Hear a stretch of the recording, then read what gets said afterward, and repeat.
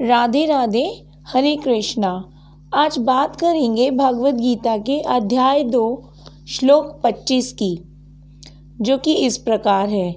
अव्यक्तो अयम अचिंत्यायो अयम अविकार्यो अमुच्यते तस्मा देवं विदित्वैनं नानुशोचितुं हर्षि। इस आत्मा को अदृश्य, अचिंतनीय और अपरिवर्तनशील कहा गया है। यह जानकर हमें शरीर के लिए शोक प्रकट नहीं करना चाहिए।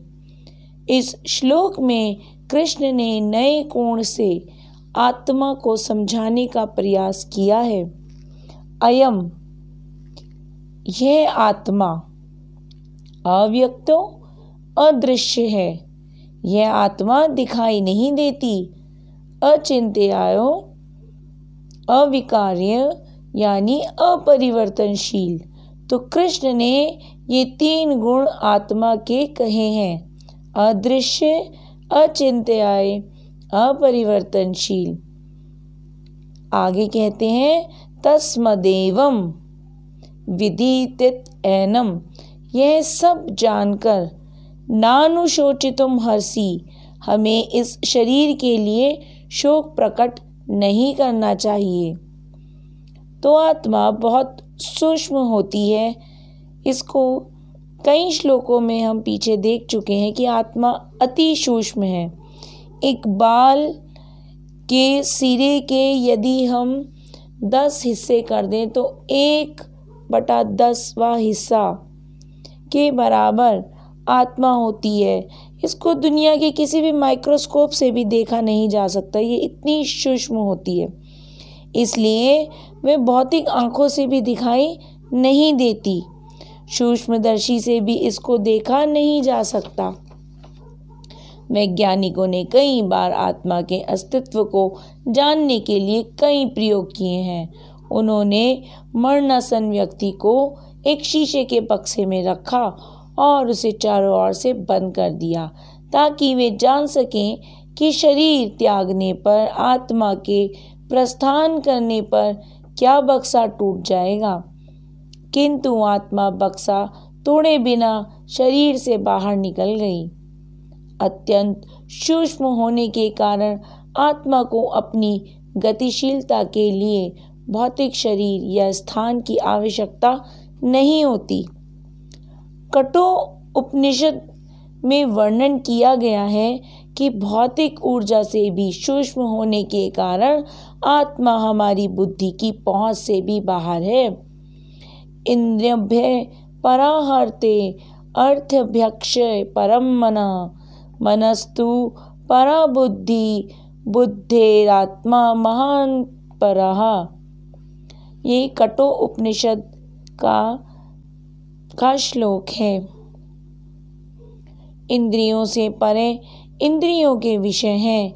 इंद्रियों के विषय में सूक्ष्म मन, मन से परे बुद्धि और बुद्धि से सूक्ष्म आत्मा है।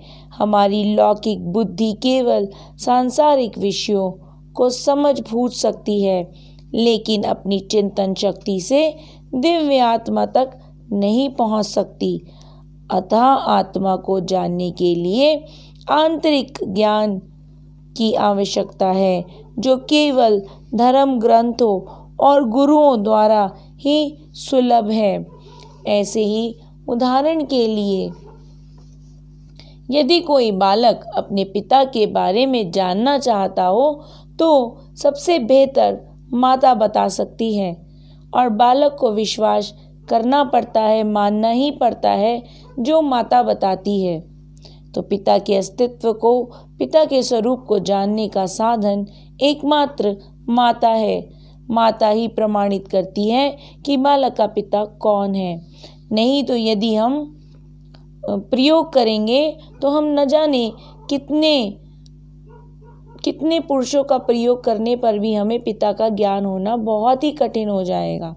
तो माता की बात को ही प्रमाणित माना जाता है, प्रमाण माना जाता है, और पिता का पता लगाने के लिए केवल माता को ही एकमात्र साधन माना जाता है।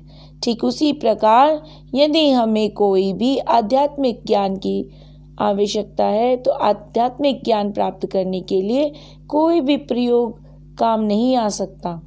हमें केवल और केवल शास्त्र, ग्रंथ और वेदों को ही प्रमाण मानकर उनको पढ़ना पड़ेगा। उसी से हमें आध्यात्मिक ज्ञान की प्राप्ति हो सकती है। हमें श्रुति के प्रमाण को मानना ही होगा कि आत्मा होती है और अति सूक्ष्म होती है। हमें वेद अध्ययन करने ही पड़ेगा यदि आत्मा को समझना है तो।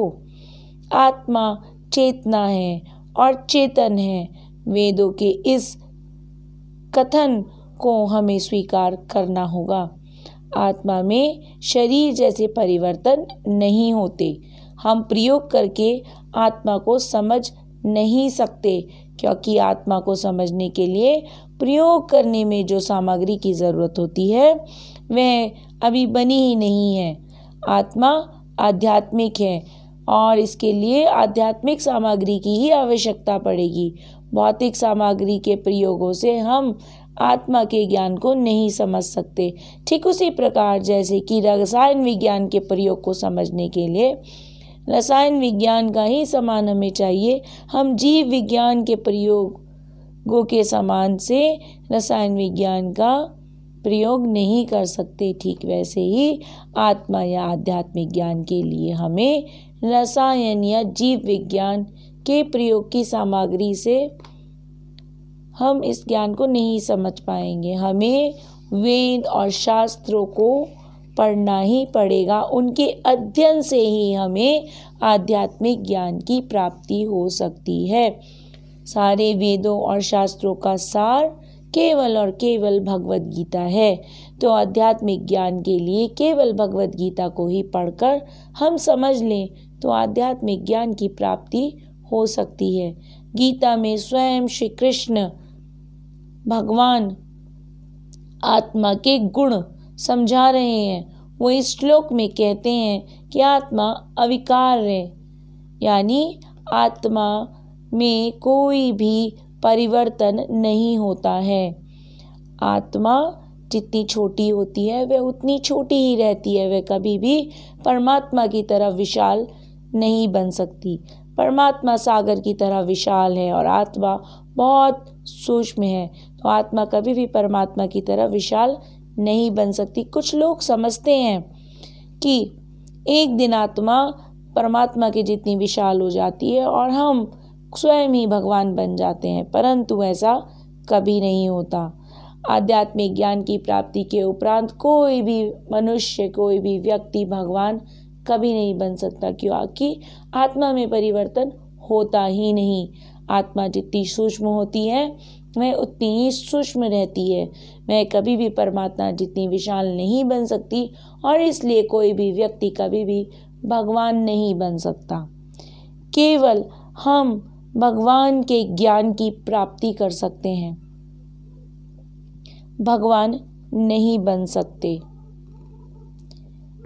तो अविकार्य यानी अपरिवर्तनशील शरीर जन्म लेता है, बड़ा होता है, बूढ़ा होता है और मरता है, परंतु आत्मा कभी भी न बड़ी होती है, न बूढ़ी होती है और न मरती है।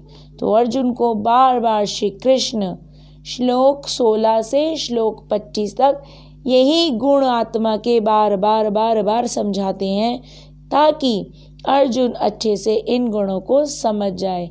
क्योंकि बार बार दोहराने से कोई भी बात किसी भी व्यक्ति के दिमाग में बैठाई जा सकती है। जब हम किसी भी बात को बार बार दोहराते हैं तो वो हमें याद हो जाती है, स्मरण हो जाती है, वो हमारी बुद्धि में ठीक प्रकार से बैठ जाती है। श्री कृष्ण भी श्लोक 16 से श्लोक 25 तक आत्मा के गुणों को बार बार समझा रहे हैं, ताकि अर्जुन इनको अच्छे से समझ सके और अर्जुन को आत्मा का ज्ञान प्राप्त हो सके। इसी के साथ राधे राधे, हरे कृष्ण, हरि बोल।